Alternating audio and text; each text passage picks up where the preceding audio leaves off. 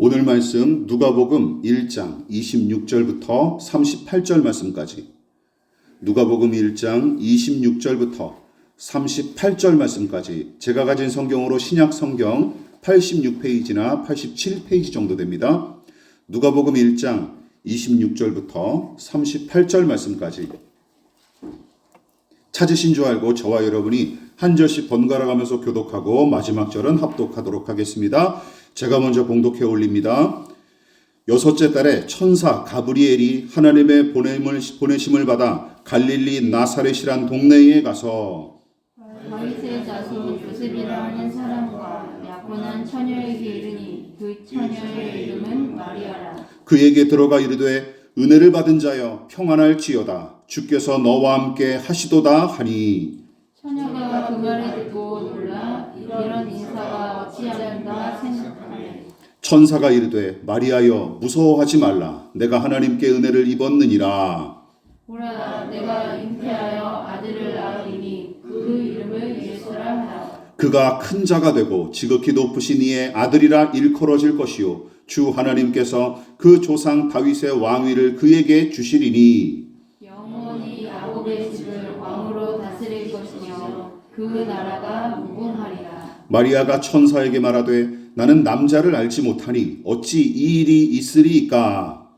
천사가 대답하여 이르되 성령이 내게 임하시고 지극히 높으신 이의 능력이 너를 덮으시리니 이러므로 나실 바 거룩한 이는 하나님의 아들이라 일컬어지리라. 보라 내 친족 엘리사벳도 늙어서 그 아들을 배었느니라. 본래 임신하지 못한다고 알려진 이가 이미 6달이 되었나니 대저 하나님의 모든 말씀은 능하지 못하심이 없느니라. 네, 다 같이 마리아가 이르되 주의 여종이 오니 말씀대로 내게 이루어지이다 하매 천사가 떠나가니라. 아멘.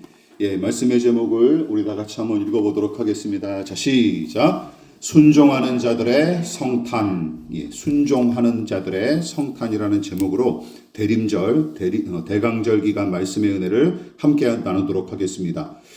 지난 주일부터 시작된 이 대림절 혹은 대강절 혹 강림절은 영어로는 어드벤트, 출현하다, 그리고 커밍, 오다 하는 뜻의 기독교 절기로서 특히 동방교에서부터 대단히 중요하게 지켜온 기간인데, 예수 그리스도의 탄생을 묵상하고 기념함과 동시에 또한 다시 오실 그리스도의 재림을 준비하고 소망하는 기간으로서 옛적부터 지켰던 절기입니다. 그래서 대강절 혹은 대림절은 성탄절 4주 전부터 시작이 되죠. 이것은 마치 부활절을 준비하는 6주 반 동안 주님의 고난과 죽음을 기념하고 묵상하면서 보내는 사순절의 성격과 비슷한데, 이 땅에 우리와 같은 몸을 입고 오신 주님을 예배하고 그 정신을 기리기 위해 세운 절기가 바로 대림절 혹은 대강절이라고 합니다. 그런데 여기서 한 가지 더 짚고 넘어갈 내용이 바로 성탄절에 관한 것이죠. 기본 상식으로 알아두시고 제가 몇 번이나 계속 반복해서 말씀드렸어요.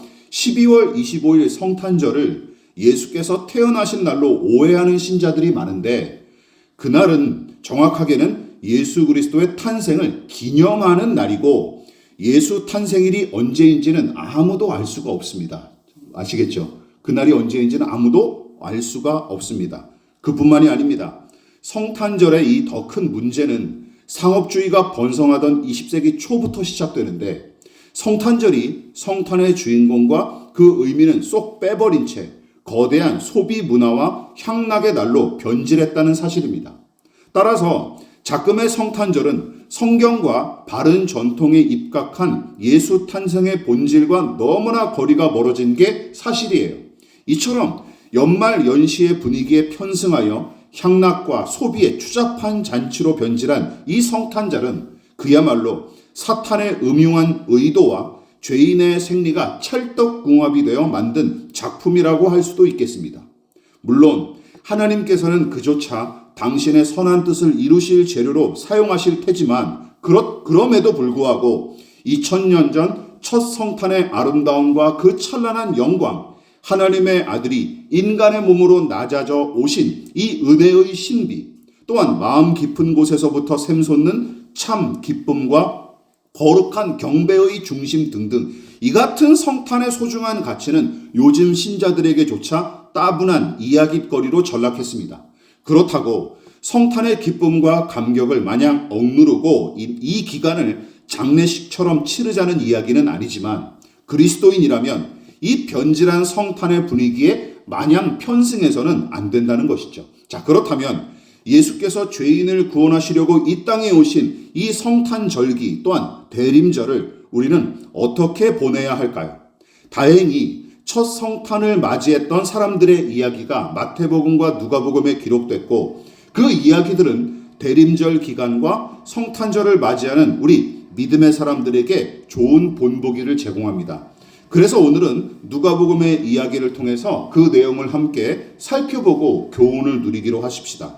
자, 마태복음이 육신의 아버지 요셉의 족보와 그를 중심으로 기록된 책이라면 누가복음은 좀 독특합니다. 마리아의 이야기를 중심으로 예수 탄생을 기록한 책으로서 저자인 누가의 성향과 개성을 고스란히 반영하고 있어요. 첫 성탄의 상황과 인물에 대한 묘사가 마태복음보다 훨씬 더 세밀하게 기록되어 있습니다. 그렇다면 첫 성탄의 영광과 복을 직접 목격하고 경험했던 사람들은 어떻게 아기 예수님을 맞이했고 또한 어떤 중심으로 그 복된 시간을 보냈는지 우리가 살펴봐야 할 필요가 있는 것이죠. 그래서 첫 성탄의 은혜와 영광을 몸소 체험한 사람들, 즉 무엇보다 하나님께서 기뻐하시는 중심과 태도로 첫 성탄을 맞이했던 마리아와 요셉, 동방박사와 목자들, 시므온과 안나를 통해서 우리는 소비 문화와 향락에 잠식된 성탄의 분위기를 거스름과 동시에 진정한 성탄의 의미를 되새기고 그대로 순종하고 실천할 필요가 있다는 것이죠. 자, 우선 오늘의 주인공인 마리아와 요셉의 이야기를 떠올려 보십시오. 다 아시는 얘기죠. 여러분, 마리아가 어떻습니까? 아직 혼이 나지도 않은 두 젊은이에게 천사 가브리엘이 전한 소식은 그야말로 마른 하늘의 날벼락 같은 일이었습니다. 천사 가브리엘이 마리아가 성령으로 잉태할 것을 알린 일명 수태고지라고 불리는 본문의 이야기가 여러분 우리가 보기에는 아름다운 이야기처럼 들리겠지만 그게 여러분의 처지라고 상상해 보십시오. 대입해 보십시오. 정작 이 두 선남 선녀 당사자들에게는 전혀 달갑지 않은 소식이었을 것입니다. 그래서 요셉은 약혼녀 마리아가 음란한 일을 행한 줄 알고 오해해서 조용히 관계를 끊으려 했었고 심지어 두려운 마음에 사로잡혀 벌벌 떨 수밖에 없었어요. 그 일이 마태복음 1장 19절 20절에 기록되어 있죠. 그런데 마리아도 마찬가지였습니다. 누가복음에서 보는 바와 같이 천사와 만나는 기적을 경험할 때 마리아도 놀라워하고 무서워했습니다. 29절과 30절이 그렇죠. 게다가 처녀의 몸으로 잉태하게 될 것이다 하는 천사의 계시를 듣고 마리아는 기뻐하며 찬송하기는커녕 어떻게 합니까? 도리어 괴로운 심정을 토로하면서 천사 가브리엘에게 이렇게 말합니다. 어떻게 이런 일이 있을 수 있습니까? 하며 반문하죠. 제대로 성경을 읽지 않은 사람들이 제멋대로 각색해서 천사의 계시를 듣고 마리아가 손뼉치며 환호한 줄로 아는데 실제로는 전혀 다른 분위기였음을 성경이 분명하게 알려줍니다. 그러나 천사가 마리아에게 하나님께서 당신의 성령을 통해 이 일을 반드시 이루실 테고 그 증거가 바로 6개월 먼저 임신한 너의 친척 엘리사벳이다 하고 설명한 뒤에 다음과 같이 하나님의 뜻을 전하며 그녀가 확신할 수 있도록 돕죠. 어떤 말씀이었습니까? 같이 읽어볼게요. 시작. 대저 하나님의 모든 말씀은 능하지 못하심이 없느니라. 천사가 마지막으로 전한 이 말씀을 마음에 새겼던 이 마리아는 그동안 품었던 모든 두려움과 의심을 거두고 마침내 그 말씀대로 기꺼이 순종하기로 결의하죠. 38절을 볼까요? 자, 시작. 마리아가 이르되 주의 여종이오니 말씀대로 내게 이루어지이다. 혼이 나지 않는 여자의 임신 자체가 온갖 비난과 비판은 물론이고 당사자는 죄책감에 얼마나 요즘도 마찬가지 아닙니까? 죄책감에 시달리는 것은 물론이고 자칫 사회적으로 매장당할 수 있는 위험천만한 일이었습니다. 게다가 2000년 전 일이잖아요. 이 보수적인 유대 사회에서 혼인도 안 한 여자가 임신하는 게 얼마나 큰 사건이었습니까? 율법에서는 돌로 쳐 죽이라는 계명도 있었어요. 게다가 이 말씀을 순종하면 더 좋은 것을 얻겠지 하는 생각으로 계산기를 두드려 봤을까요? 그러지 않았을 겁니다. 그러지 않은 거예요. 어찌 될지 모르는데도 뛰어든 일이었던 어떤 게 틀림없습니다. 남편 요셉도 마찬가지예요. 요셉은 약혼녀의 임신에 실망하여 관계를 끝내려 했으나 꿈에 나타난 천사가 이것이 하나님께서 하신 일이다 하는 말씀을 전해들은 뒤에는 파혼하기로 마음먹은 생각을 바꾸고 임신한 약혼녀 마리아를 맞아들입니다. 자, 마태복음 1장이죠. 시작. 요셉이 잠에서 깨어 일어나 주의 사자의 분부대로 행하여 그의 아내를 데려왔으나 아들을 낳기까지 동침하지 아니하더니 나음의 이름을 예수라 하니라. 결국 무슨 얘기입니까? 요셉은 주의 사자의 분부대로 명령대로 아내를 데려왔고 천사의 명령대로 아들의 이름을 예수로 짓는 데까지 순종합니다. 그뿐만이 아니 이 두 사람만이 아닙니다. 동방에서 온 박사들도 순종으로 이 성탄을 맞이했던 사람들이에요. 범상치 않은 별을 관측한 뒤 유대인의 왕이자 세상의 왕이 태어난 사실을 깨달았던 그들은 유대 땅까지 찾아오는 그 기나긴 여정을 기꺼이 감행하죠. 따라서 별을 따라온 그들의 여정 자체가 그야말로 순종의 여정이었던 것입니다. 게다가 헤롯의 음흉한 계략에 말려들지 않게끔 이끄신 하나님의 명령에 적극 순종하여 고국으로 직행하죠. 마태복음 2장 12절입니다. 같이 읽어볼까요? 시작. 그들은 꿈에 헤롯에게로 돌아가지 말라 지시하심을 받아 다른 길로 고국에 돌아가니라. 동방 박사들이 이렇게 순종했던 것이죠. 그뿐만이 아닙니다. 누가복음은 첫 성탄의 기쁨을 맞이한 여러 사람에 관해 기록했는데 오밤중까지 양떼를 지켰던 목자들도 거기에 해당합니다. 목자들도 처음에는 천사의 출현에 매우 놀라고 두려워했으나 이내 그 천사가 전하는 복된 소식에 귀를 기울이는데 천사가 목자들에게 전한 소식과 그들에게 요구한 것은 다음과 같습니다. 누가복음 2장에 나와요. 이건 제가 읽어볼게요. 눈으로 보십시오. 천사가 이르되 무서워하지 말라. 보라, 내가 온 백성에게 미칠 큰 기쁨의 좋은 소식을 너희에게 전하노라. 오늘 다윗의 동네에 너희를 위하여 구주가 나셨으니 곧 그리스도 주시니라. 너희가 가서 강보에 쌓여 구유에 누여있는 아기를 보리니 이것이 너희에게 표적이라 하더니. 요약하자면 무엇입니까? 두 가지죠. 세상을 구원하실 그리스도 메시아가 태어나셨고 너희는 가서 그 아기를 보라 하는 내용입니다. 그래서 목자들은 어떻게 합니까? 천사가 지시한 대로 순종하여 곧장 베들레헴으로 향합니다. 양들은 어떻게 했을까요? 잘 모르겠어요. 어떻게 했어요? 이거 갔다 와서 잘리진 않았을까요? 그것까지 생각하지 않았던 것 같습니다. 그냥 갔어요. 누가복음 2장 15절과 17절 같이 한번 읽어보겠습니다. 시작.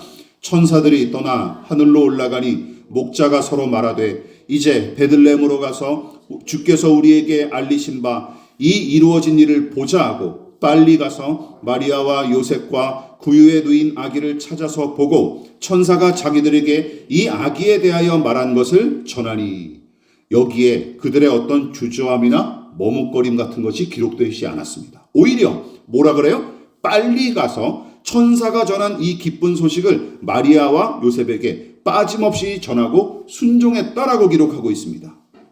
또한 마리아와 요셉은 기억하십시오.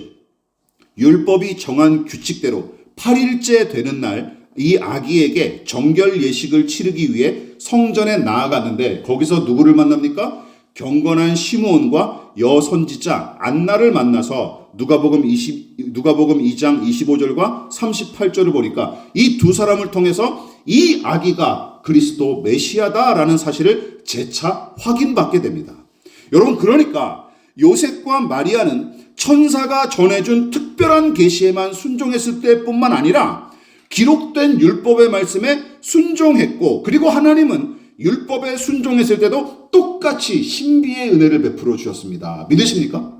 그러니까 천사의 계시만 듣고 거기에만 순종한 것이 아니라 태어난 지 8일 만에 할례를 받으러, 이 아기 예수를 할례 받으러 성전에 갔을 때도 그 순종에도 하나님은 동일한 은혜를 베풀어 주셨다는 것이죠.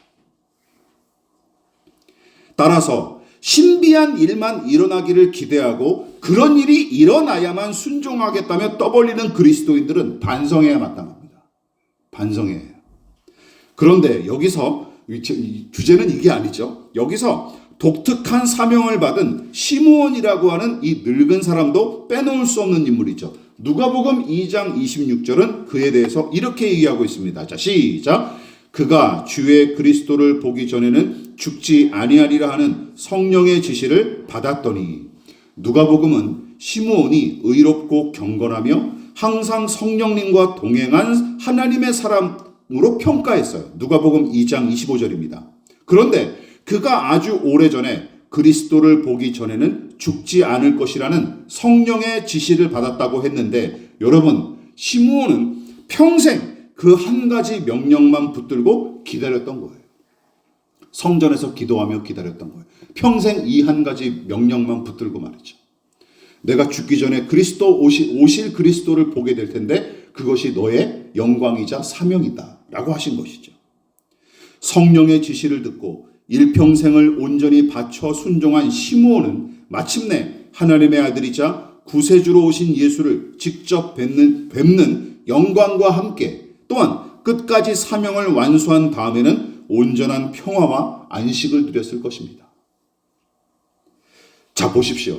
사람들의 비난과 처벌도 각오하고 처녀의 몸으로 잉태한 마리아, 그녀를 용납한 남편 요셉, 또한 한밤중에 양떼를 두고 베들레헴으로 빨리 달려갔던 목자들, 자기의 안전과 이익보다 천사가 들려준 하나님의 뜻을 순종하려고 힘썼던 이 사람들을 생각해 보십시오.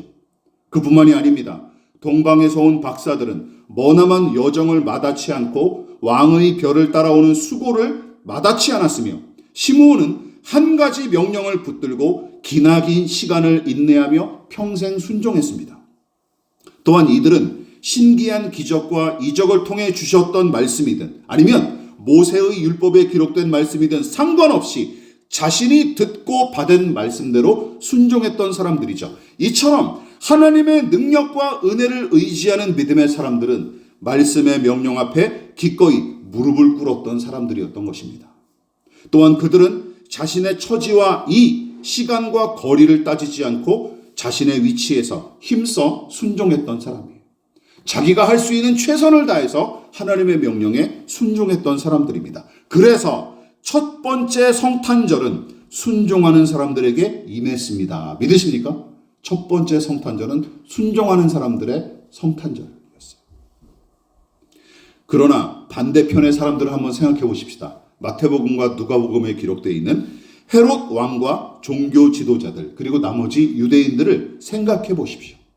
그들은 별을 따라온 동방의 박사들과 만나 구세주가 나셨다는 소식을 직접 들었을 뿐만 아니라, 또한 이들은 율법 종교 지도자들, 율법 학자들은 어땠습니까? 미가서를 비롯한 구약의 예언을 통해 그 예언을 확인했음에도 불구하고 말씀에 순종하고 예수께 경배했던 사람들과 전혀 다른 모습으로 일관하죠.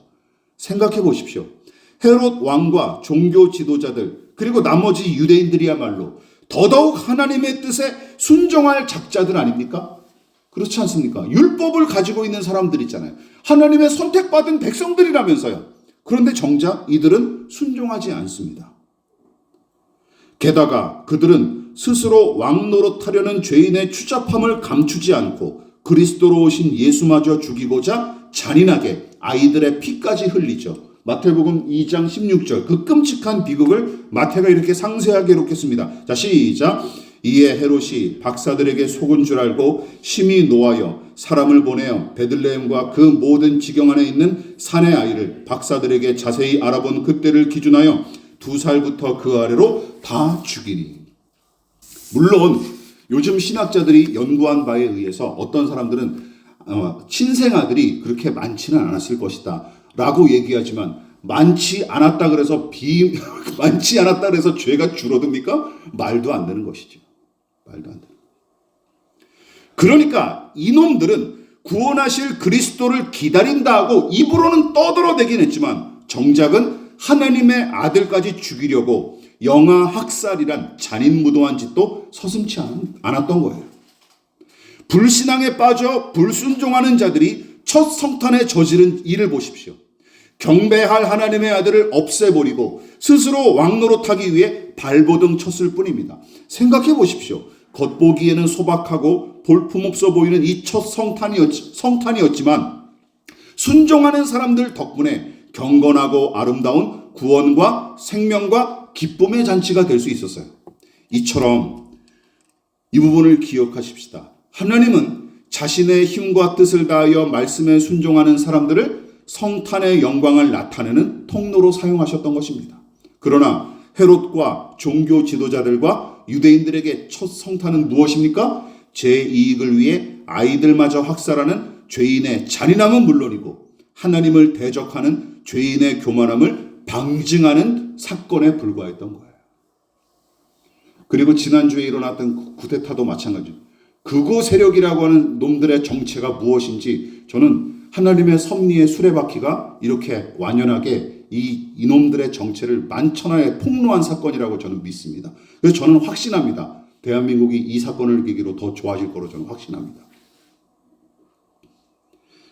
여러분, 순종이 얼마나 위대한 일입니까? 작은 사람들의 작은 순종을 통해 하나님의 아들은 이 땅에 오실 수 있었고 더불어 하나님의 은혜와 영광도 그들의 순종을 통해 충만하게 나타날 수 있었던 것입니다. 그만큼 순종과 순종하는 사람이 중요하고 하나님은 그런 사람들을 너무나 기뻐하십니다. 그래서 순종이 제사보다 낫다 했던 사무엘 선지자의 교훈은 바로 2000년 전 성탄의 밤에도 그대로 적용되는 거예요. 그 성탄의 밤에 제사하는 제사장들도 있었을 테고 기도하는 무수한 종교 지도자들이 있었지만 정작 그들은 예수님을 보지 못했어요. 헤롯을 비롯한 위정자들과 평범한 유대인들은 율법의 명령에 따라 주기적으로 제사했을 것입니다. 그러나 정작 그들은 하나님의 뜻에 완전히 어긋난 짓을 저질렀죠. 즉 제사의 모양새는 지켰지만 기억하십시오. 순종의 제사는 없었던 예루살렘과 헤롯 왕궁은 첫 성탄의 영광과 거리가 멀었고 임마누엘의 은혜도 거기에는 맛볼 수 없었습니다. 오히려 하나님의 영광과 성령과 천사는 가난하고 비천하고 평범하지만 말씀하신 대로 기꺼이 순종하는 사람들에게 넉넉히 임하셨던 것이죠. 기억하십시다. 성탄을 순종으로 맞이한 사람들보다 첫 성탄의 주인공이신 예수님을 생각해 보십시오. 주님의 오심은 그야말로 아버지의 뜻을 향한 지극한 순종의 결과가 아니겠습니까? 빌립보서 2장 6절과 8절 우리가 자주 봉독하는 성경 구절이죠. 같이 읽어볼게요. 시작. 그는 근본 하나님의 본체시나 하나님과 동등됨을 취할 것으로 여기지 아니하시고 오히려 자기를 비워 종의 형체를 가지사 사람들과 같이 되셨고 사람의 모양으로 나타나사 자기를 낮추시고 죽기까지 복종하셨으니 곧 십자가에 죽으심이라. 성부 하나님과 똑같이 존귀와 영광을 받으시기에 합당하신 아들 예수님. 그러나 아버지 앞에 당신을 기꺼이 낮추시고 순종하셨던 이 아들 예수님을 생각해 보십시오. 그래서 우리와 같은 모습으로 이 땅에 찾아오시고 또한 십자가에 죽기까지 순종하신 그 예수님, 성탄의 주인공이신 예수님마저도 바로 친히 순종의 본을 보이신 것입니다. 성탄의 주인공인 예수님이 바로 순종의 본을 보이신 거예요. 그런 까닭에 순종으로 성취되고 완성된 날이 성탄절이라고 봐도 지나치지 않습니다. 성탄의 주인공이 순종으로 오셨고 성탄의 잔치에 초대받은 모두가 순종의 사람이었던 것이죠. 오늘날도 마찬가지입니다. 순종으로 이 땅에 오신 예수님의 탄생을 올바르게 축하하고 그리고 기념하는 방법이 무엇입니까? 말씀에 대한 순종이라는 것이죠. 믿으십니까? 말씀에 대한 순종이 이 대림절 기간을 그리고 성탄절을 합당하게 보내는 방법이라는 것입니다. 또한 주님의 오심을 진정으로 기뻐하고 하나님께 온전히 영광 돌리는 사람도 누가 그렇게 될 수 있어요? 순종하는 사람이 그렇게 할 수 있는 것입니다. 말씀을 마무리하도록 하겠습니다. 오늘날 교회와 신자가 성탄을 온전히 기념함과 동시에 다시 오실 예수님을 합당하게 기다리는 방법은 무엇일까요? 간단합니다. 첫 성탄을 맞이했던 이들을 떠올려 보십시오.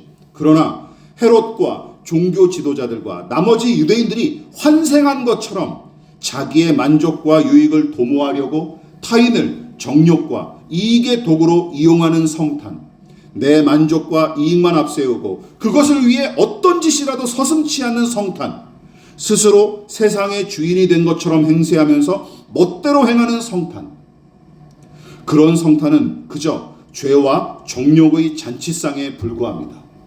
안타까운 사실은 교회마저도 그 기준에서 크게 벗어나지 않은 우리네 현실이 너무나 안타까울 따름입니다.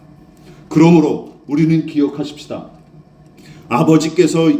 예수께서 아버지의 뜻을 따라 이 땅에 오셨듯이 신실한 믿음의 사람들이 사람의 몸으로 오신 예수님을 맞이했던 모습처럼 하나님의 말씀에 담긴 그 뜻을 헤아려 순종하는 것이야말로 제대로 성탄을 맞이하는 방법이고, 그것이 다시 오실 재림의 예수님을 기다리는 가장 신자다운 모습인 줄 믿습니다. 잊지 마십시오.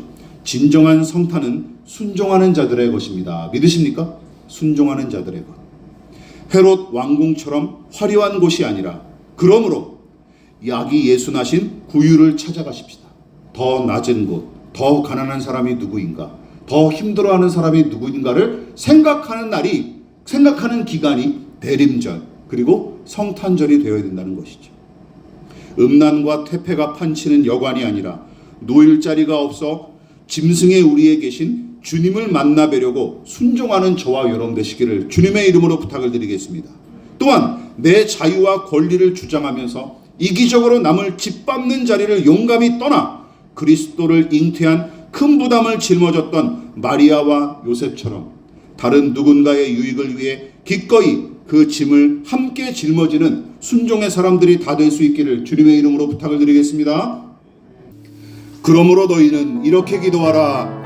하늘에 계신 우리 아버지, 아버지의 이름을 거룩하게 하시며 아버지의 나라가 오게 하시며 아버지의 뜻이 하늘에서와 같이 땅에서도 이루어지게 하소서. 오늘 우리에게 일용할 양식을 주시고 우리가 우리에게 잘못한 사람을 용서하여 준 것 같이 우리 죄를 용서하여 주시고 우리를 시험에 빠지지 않게 하시고 악에서 구하소서. 나라와 권능과 영광이 영원히 아버지의 것입니다. 다시 한번, 나라와 권능과 영광이 영원히 아버지의 것입니다. 아멘.